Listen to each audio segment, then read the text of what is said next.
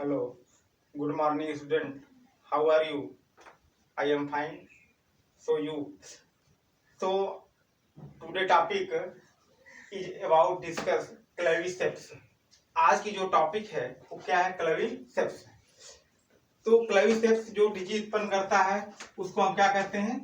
Ergot. Ergot disease उत्पन्न करता है। तो आज का जो न्यू टॉपिक है उसको बोलते हैं क्लेविसेप्स। तो सिस्टमेटिक पोजीशन सबसे पहले हम सिस्टमेटिक पोजीशन देखते हैं क्या है। Kingdom fungi, phylum ascomycota, class diriomycetes, order hypocreales, family clavicipitaceae, genus claviceps, species purpurea. बहुत सारी स्पीशीज अलग अलग है, सो हमने एक स्पीशीज का नाम लिख दिया परक्यूरिया, राइट। तो सब डिवीजन एस्कोमाइकोटा का फंगस है, क्लास डिरियोमाइसिटीज के अंतर्गत आता है, ऑर्डर हाइपोसीरियल, राइट। तो एक सब डिवीजन एस्कोमाइकोटा का फंगस मिलान करता है। अकरेंस प्राप्ति स्थान कहाँ कहाँ पाए जाते हैं? देखिए, क्लेविसेप्स अपने देश में सभी जगह जहां भी बाजरा खेती होती है, राई खेती होती है, सब में अर्गट डिजीज उत्पन्न होता है। तो अकरेंस में the genus claviceps commonly known as ergot is a parasite of many wild and economically important plant of the family gramineae. जो क्लेविसेप्स जीनस है, इसको हम अर्गट के नाम से भी जानते हैं। अर्गट जो डिजीज उत्पन्न करता है, ग्रो करता है अर्गट, और ये प्लांट पैरासाइट होता है, पौधों के ऊपर डिजीज उत्पन्न करता है। किसके ऊपर? Ergot of bajra, ergot of राई, उस सब में ये डिजीज उत्पन्न करता है। क्लेविसेप्स जो फंगस है वो डिजीज उत्पन्न करेगा अर्गट के नाम से। तो इस फंगस को हम जनरली अर्गट के नाम से भी जानते हैं। मेनी वाइल्ड स्पीशीज, जंगली घासों में या हमारे जो खाद्यान्न है उसमें ये रोग उत्पन्न करता है। The genus of world wide reported, यह जीनस क्लेविसेप्स पूरे संसार भर में रिपोर्ट किया गया है। जहां जहां भी बाजरे खेती होती है सब जगह डिजीज रिपोर्ट किया गया है। तो यह फंगस रिपोर्ट किया गया है। Fungus attack are the ovary and grain is replaced by dark coloured elongated hard sclerotia. ये जो फंगस अटैक करता है, क्रॉप की ओवरी में अटैक करता है, ग्रेन में अटैक करता है, उसके ओवरी पोर्शन में अटैक करता है और वहीं पे स्क्लेरोसिया बनाता है। स्क्लेरोसिया के लंबे लंबे इलांगेटेड फॉर्म होते हैं। इस कंडीशन को हम स्क्लेरोसिया कहते हैं। ये hard resting body black in colour होता है। यही इसी को हम क्या बोलते हैं? It is also called sclerotia. क्या बोलते हैं? स्क्लेरोसिया। अब स्क्लेरोसिया के बारे में लिखना हो तो sclerotia is a hard resting body, cylindrical shape and brown to black in color that and survive for long resting period, और लंबे समय तक डॉर्मेंसी पीरियड में भी ये पड़ा रहता है। Somatic structure, the ascospore germinate by germ tube and format soft white cottony mat of septate hypha. जब इसको स्पोर जर्मिनेट करता है तो जर्म ट्यूब बनाएगा और जर्म ट्यूब बड़ा होकर हाइफा बनाएगा। हाइफा माइसिलियम कन्वर्ट होंगे, क्योंकि हाइफा और माइसिलियम में क्या अंतर है? Hypha a thread like structure is known as hypha. एक धागे नुमा जो संरचना दिखाई दे रही है उसी को हम क्या कहते हैं? हाइफा कहते हैं। और एक group of hypha is known as mycelium. वहीं हाइफा जब ग्रुप में हो जाता है उसको माइसिलियम कहते हैं। तो माइसिलियम इसका कैसा होगा? सॉफ्ट होगा, सफेद कलर का, कॉटनी ग्रोथ होगी और सेप्टेड हाइफा होगा, क्योंकि सब डिवीजन एस्कोमाइकोटा का फंगस है इसलिए ऑलरेडी सेप्टेड होगा। रिप्रोडक्शन बोथ ये sexual and sexual reproduction are found. ये दोनों तरह के रिप्रोडक्शन होते हैं। ये सेक्सुअल रिप्रोडक्शन होता है और सेक्सुअल रिप्रोडक्शन होता है, राइट। देखिए, इसमें तो सबसे खास बात है कि इसमें जो स्क्लेरोसिया फॉर्मेशन होता है यह एनिमल और मैन दोनों के लिए पॉइजनस होता है। अगर अधिक मात्रा में यूज किया जाए तो अर्गोटिज्म डिजीज उत्पन्न करता है बॉडी में। जो एनिमल पैरासाइट या ह्यूमन पैरासाइट में डिजीज उत्पन्न करेगा उस डिजीज को क्या कहते हैं? अर्गोटिज्म। इसलिए आप अधिकतर देखते हैं कि जहाँ पे बाजरे की खेती होती है लोग पैरों से जो ठुने होते हैं उसमें दर्द करता है, वो अर्गोटिज्म ही होता है। तो अधिक मात्रा में सेवन करने से कौन सी बीमारी होती है? Ergotism, right. अब हम देखते हैं reproduction. Both asexual and sexual reproduction are found. दोनों तरह के रिप्रोडक्शन होते हैं। ये सेक्सुअल भी रिप्रोडक्शन होता है एंड सेक्सुअल रिप्रोडक्शन होते हैं, राइट। तो ये सेक्सुअल रिप्रोडक्शन, देखिए ये सेक्सुअल रिप्रोडक्शन आपका एक माइसिलियम मैट है। माइसिलियम मैट, ये माइसिलियम आपस में एक दूसरे से ऐठे रहते हैं।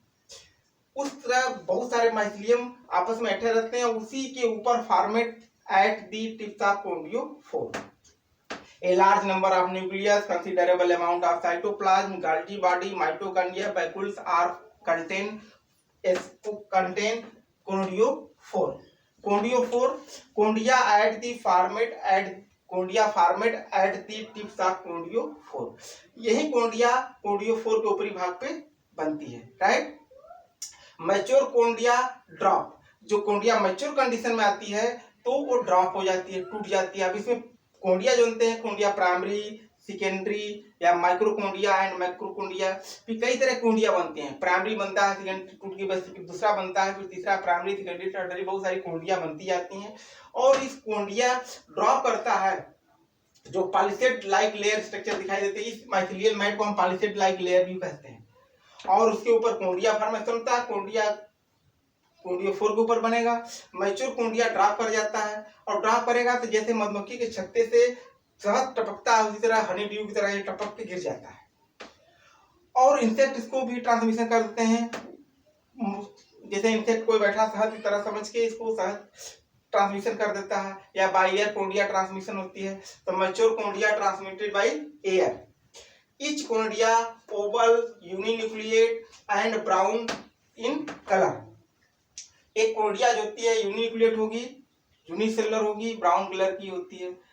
And conidia are survive in long resting period, return under favourable condition. Each conidia germinate by germ tube and give rise to new hypha. और कुछ समय के बाद यही कोंडिया जर्मिनेट करती है और एक न्यू हाइफा तैयार करती है, राइट।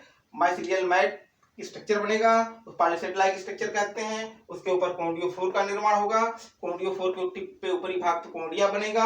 मैच्योर कोंडिया होगा, हनी ड्यू की तरह टूटकर नीचे गिर जाता है।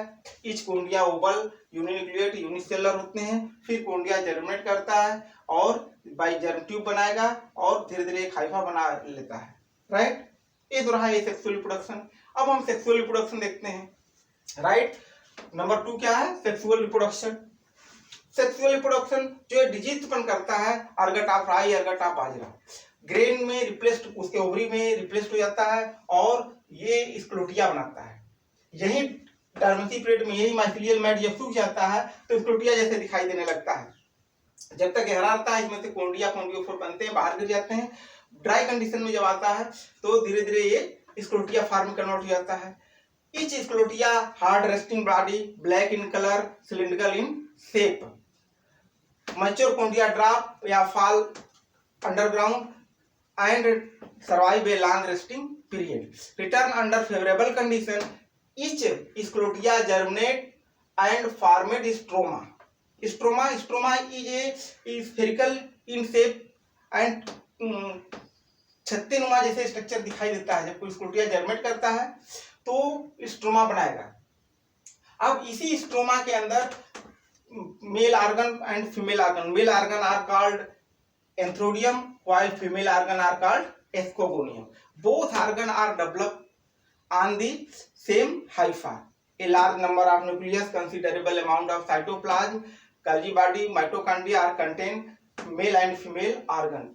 Both organ close come contact to each other. At the contact point, wall dissolve, plasmogamy followed by karyogamy and formation of ascogenous hypha. Male and female hypha are pair in ascogonium and formation of ascogenous hypha. Right, male female एक साथ बनते हैं और फिर एस्कोजिनस प्लाज्मोगमी होगा। प्लाज्मोगमी के बाद फिर एस्कस स्पोर जो वेस्कस बनते हैं वो कहाँ बनेगा? एक फ्रूटिंग बॉडीज के अंदर। और whole structure converted to perithecia like structure. Perithecia is a conical flask structure. Upper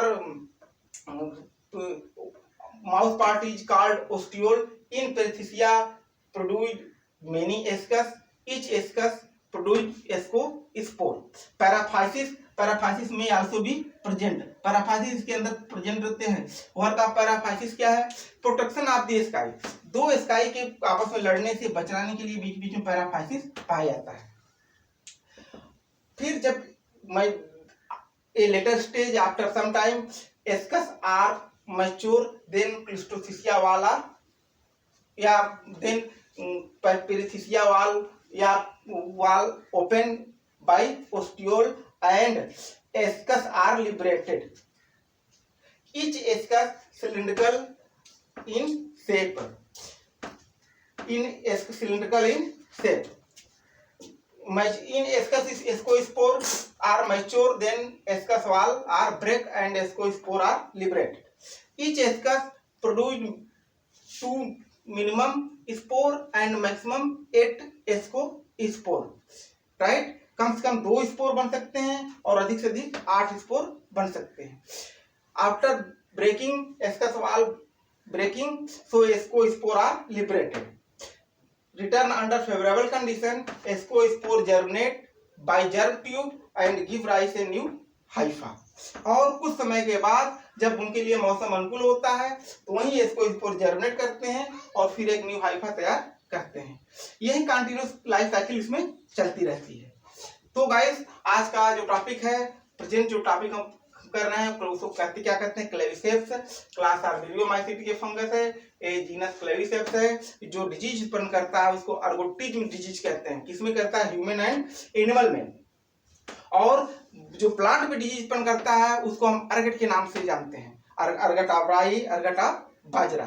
right, तो इसमें स्क्रोटिया बनेगा. स्क्रोटिया हार्ड रेस्टिंग बॉडी होगी. यही स्क्रोटिया फिर बाद में जर्मेट करता है, मेल फीमेल ऑर्गन बनाता है. वो ऑर्गन वापस कॉन्ट्रैक्ट करते हैं, फिर पेरिथिसिया फ्रूटिंग बॉडी बनती है, उसके अंदर एस्कस बनते हैं, फिर एस्कोस्पोर बनते हैं और फिर एस्कस बाहर निकल के फट जाता है, एस्कोस्पोर बाहर निकल जाते हैं, फिर जर्मेट करते हैं, एक न्यू हाइफा तैयार करते हैं. यही कंटिन्यूअस लाइफ साइकिल्स में चलती रहती है. तो मित्रों, आप इसको लाइक करें, सब्सक्राइब करें एंड शेयर करें. Thank you.